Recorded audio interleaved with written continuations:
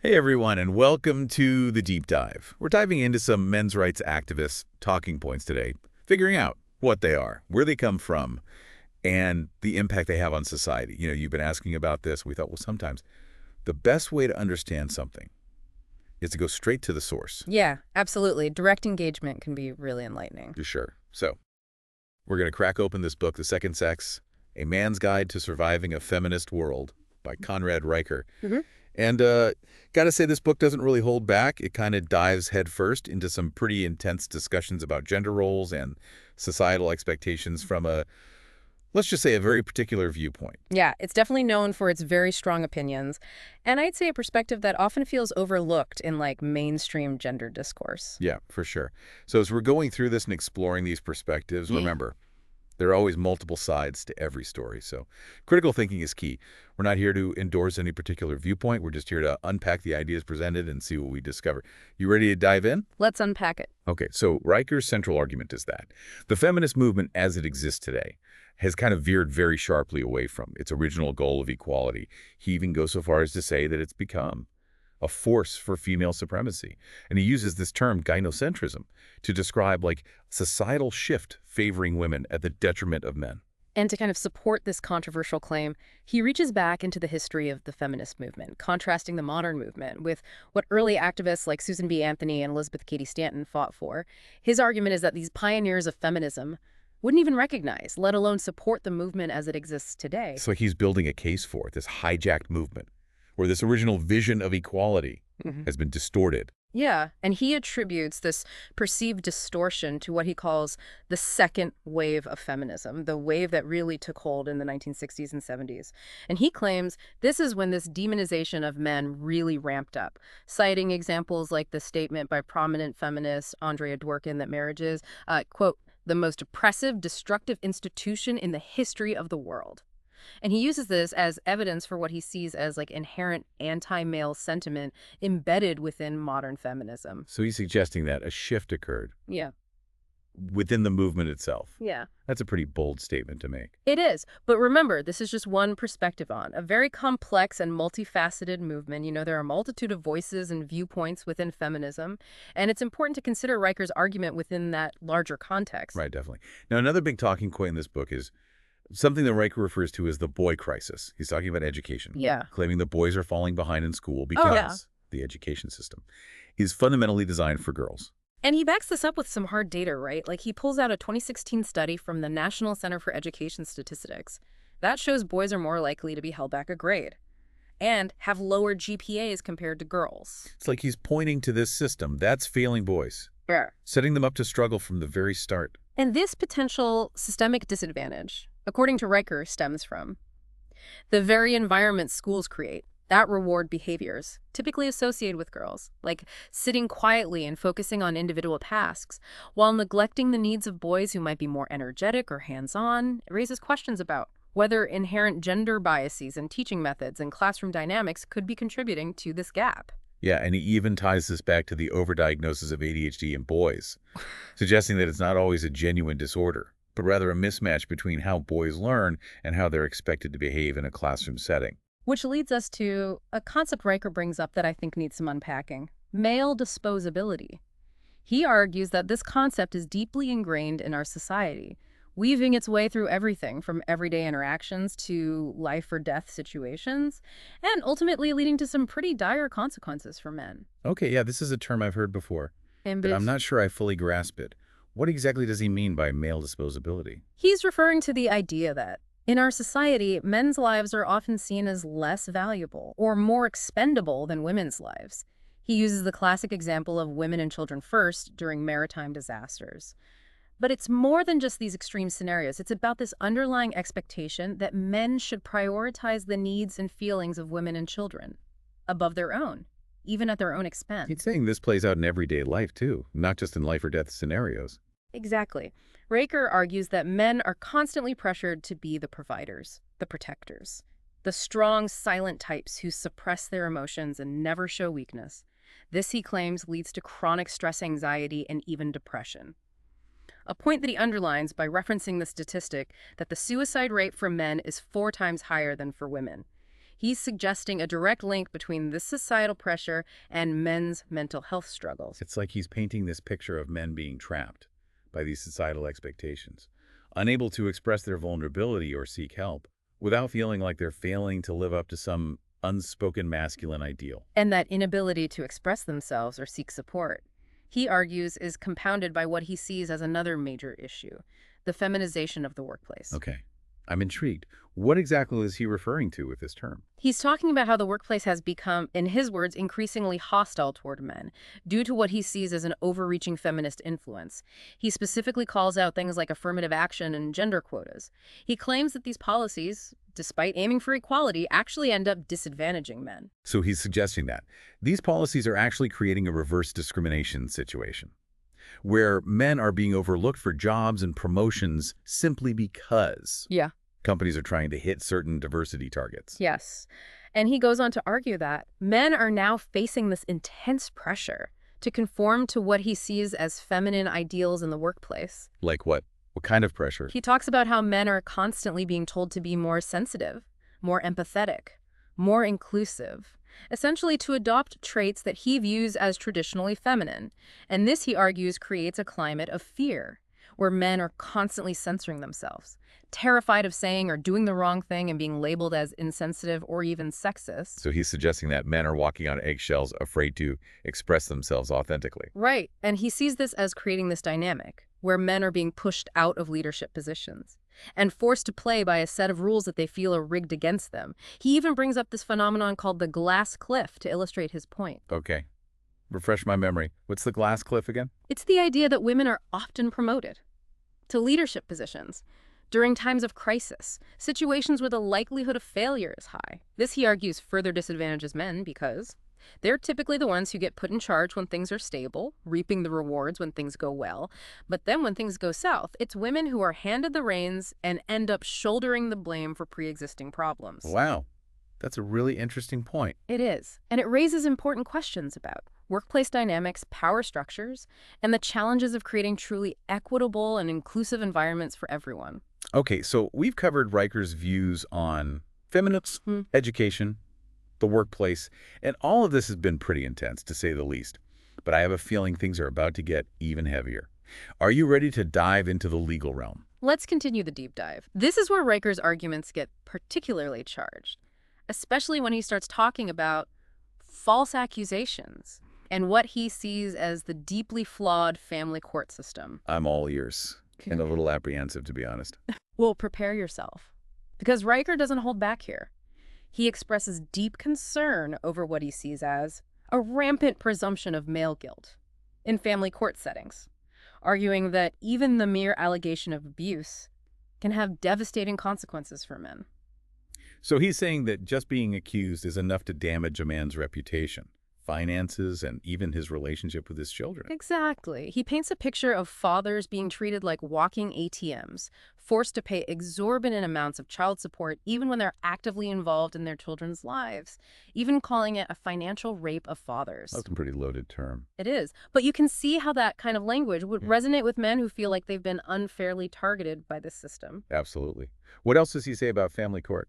He goes on to claim that mothers are often given preferential treatment in custody battles, even in cases where there's evidence of abuse or neglect. That ties back to that concept of male disposability, doesn't it?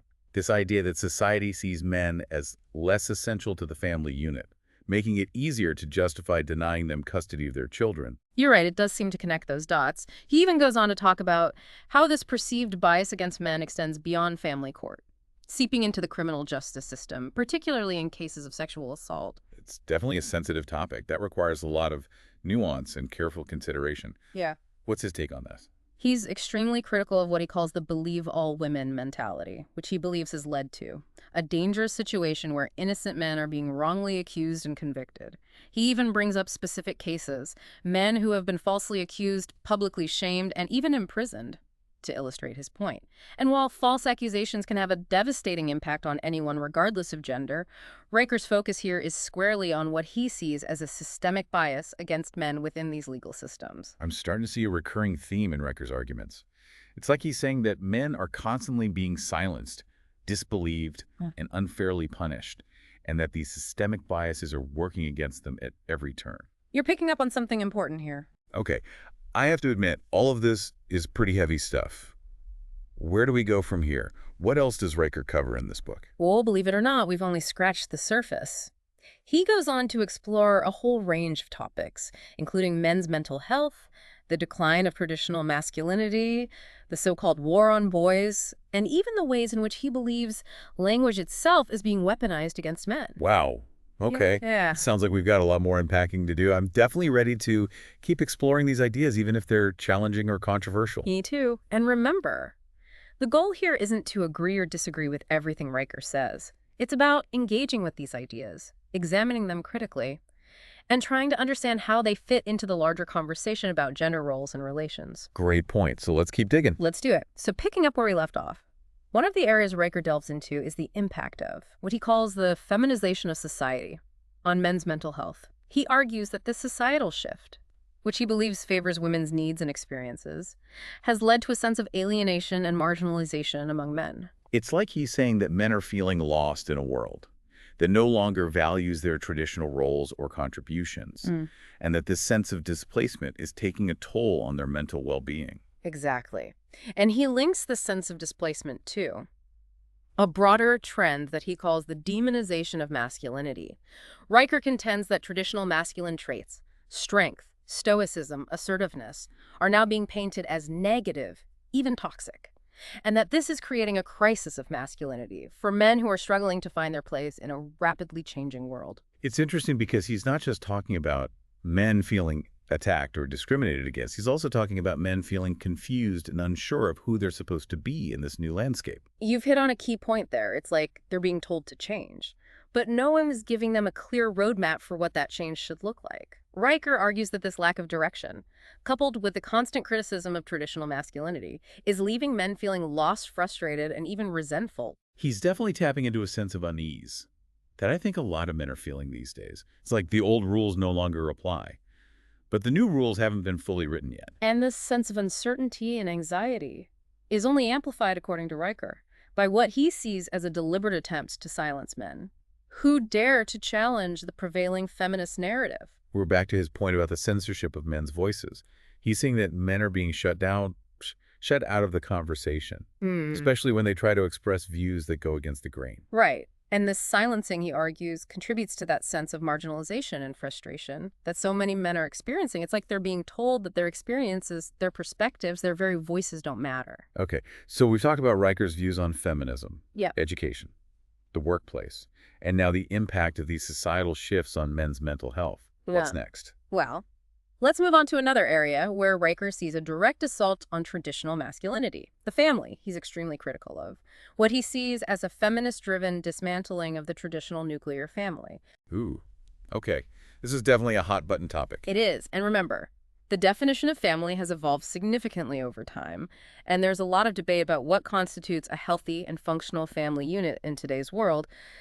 But Riker is very clear about his stance. He firmly believes that the traditional nuclear family, with a father as the breadwinner and a mother as the homemaker, is the ideal model for raising children and creating a stable society. So he's saying that any deviation from this model is inherently flawed. That seems to be his position. He argues that feminists have demonized marriage and fatherhood, promoting female empowerment and independence at the expense of family values. It almost sounds like he's saying that feminism is responsible for the breakdown of the family unit. Yes, and he uses some pretty stark examples to support this claim. He points to the dramatic increase in divorce rates over the past few decades as evidence that feminist ideals are eroding the foundation of family life. But couldn't you argue that rising divorce rates are also a reflection of changing societal norms, economic pressures, and increased access to legal options for dissolving marriages? It seems like a bit of an oversimplification to attribute it solely to the influence of feminism. That's a valid point.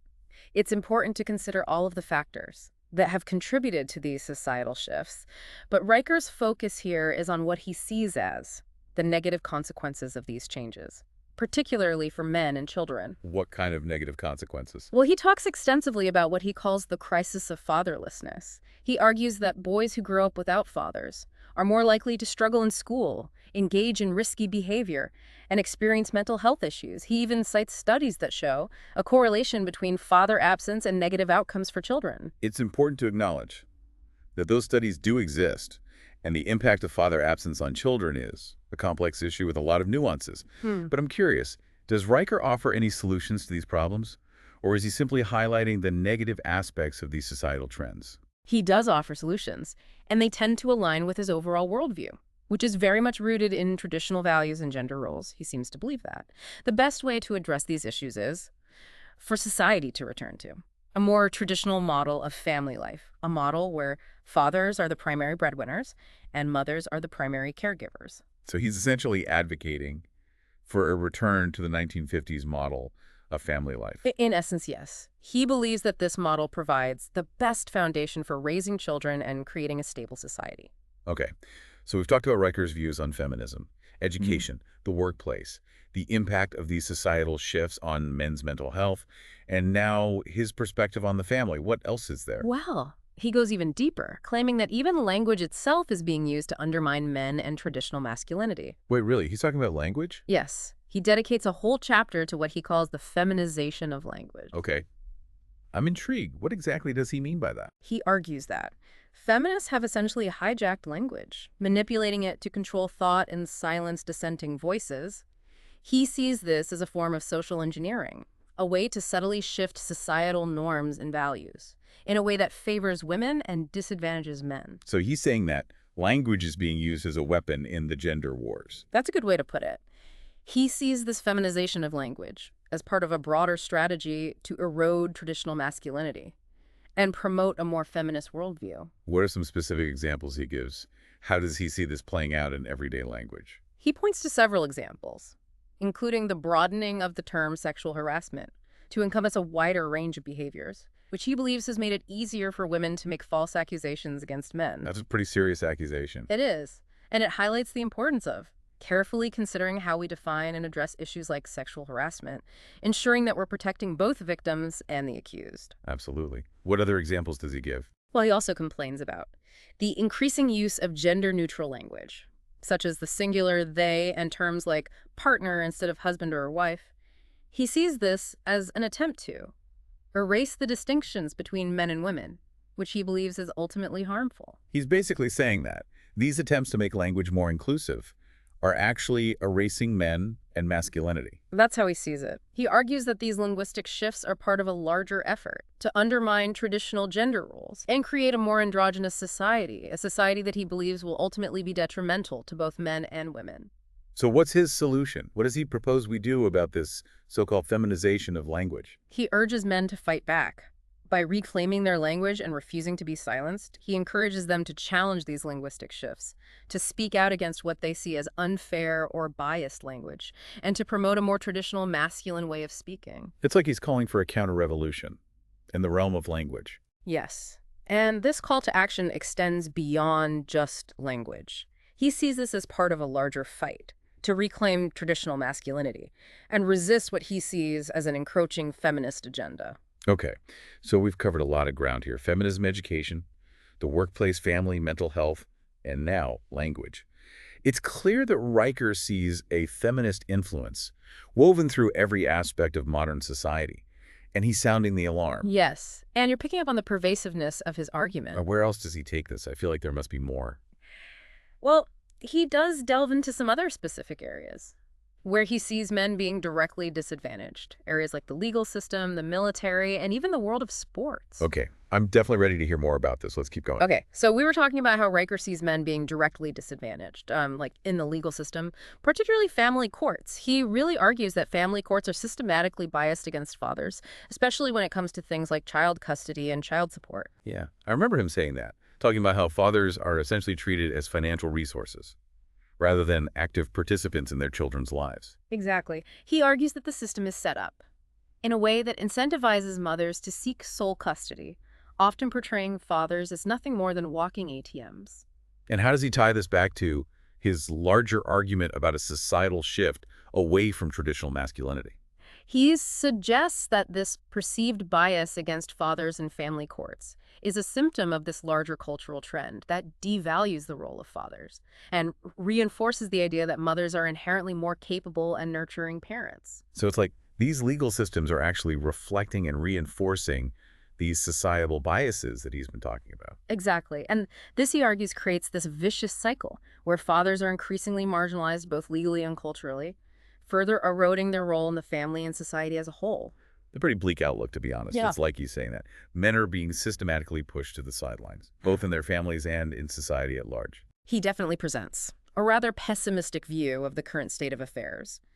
But it's important to remember that this is just one perspective, and there are many people working to create a more equitable legal system for all parties involved. So if Riker is painting such a dire picture, what's the solution? What does he propose we do about all of this? Well, he's a big advocate for men's rights activism. He believes that men need to organize, speak out, and fight for their rights, just as women did in the feminist movement. I remember him even drawing a parallel between the men's rights movement and the civil rights movement, arguing that men are facing a similar level of discrimination and oppression. It's certainly a bold comparison. He views this as a struggle for equality, a fight against systemic injustice. But what does that fight look like in practice? What specific actions does he advocate for? He talks about a wide range of strategies, from challenging feminist ideology in academia and the media to pushing back against gender quotas in hiring and promotions. He also advocates for reforming family law to create a more level playing field for fathers in custody battles and child support cases. So it sounds like he's calling for a pretty sweeping overhaul of many aspects of society. He is. He believes that fundamental changes are needed to address what he sees as a systemic imbalance of power between men and women. He sees the men's rights movement as a necessary corrective, a force for restoring balance and fairness. Okay, so we've covered a lot of ground here, exploring Riker's views on everything from feminism and education to family law and the role of language in shaping gender dynamics. It's been a deep dive, to say the least. It has. We've explored a perspective that's often absent from mainstream conversations about gender. And while some of his arguments are undeniably controversial, he's definitely raised some thought-provoking points. What do you think is the biggest takeaway from our exploration of Riker's work? I think the most important thing is to recognize that there are multiple perspectives on these issues. Riker presents a particular viewpoint that highlights the challenges and grievances experienced by many men in today's society. And while we may not agree with everything he says, it's valuable to understand where he's coming from and to consider how his arguments fit into the larger conversation about gender roles and relations. Absolutely. Ignoring or dismissing these viewpoints won't make them go away. It's better to understand them and to engage in thoughtful dialogue, even if it's uncomfortable at times. So where do we go from here? What's the next step for those of us who want to continue exploring these issues? I think a good starting point would be to explore some alternative perspectives on these issues. There are many feminist scholars and activists who've written extensively about gender equality and men's roles in society. Reading their work can help to provide a more balanced and nuanced understanding of these complex topics. That's a great point. And as always, we encourage our listeners to do their own research, to think critically, and to engage in respectful dialogue with those who hold different views. Because ultimately the goal isn't to win arguments or to prove who's right or wrong. It's about understanding each other better and working together to create a more just and equitable society for everyone. That's a great note to end on. Thanks for joining me on this deep dive. It's been a fascinating exploration of a complex and often overlooked perspective. Until next time, keep exploring, keep questioning, and keep the conversation going.